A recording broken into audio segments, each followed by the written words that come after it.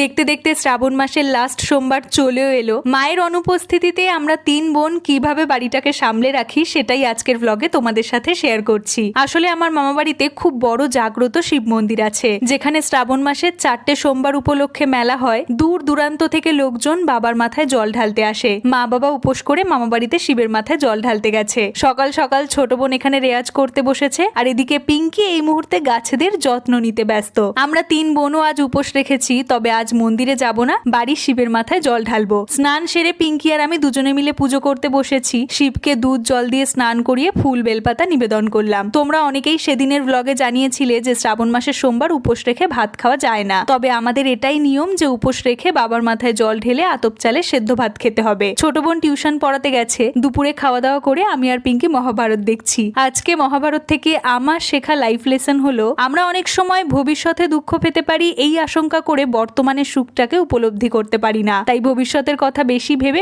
কোনো লাভ নেই, বর্তমানে বাঁচা শিখতে হবে। আর ঈশ্বর আমাদের জন্য যতটুকু ভেবেছেন, যা ভেবেছেন সেটাতেই খুশি হতে পারলেই জীবন সুন্দর হয়ে উঠবে। আর এই দেখো, মা এদিকে মামাবাড়ি থেকে চলেও এসেছে। দিদিমা আমাদের জন্য নিজের সবজি বাগান থেকে কত কিছু পাঠিয়েছে। সামনেই জন্মাষ্টমী আসছে, তাই তালও পাঠিয়েছে। চলো আজ তাহলে আসি, দেখা হচ্ছে তোমাদের সঙ্গে পরের ব্লগে। বাই।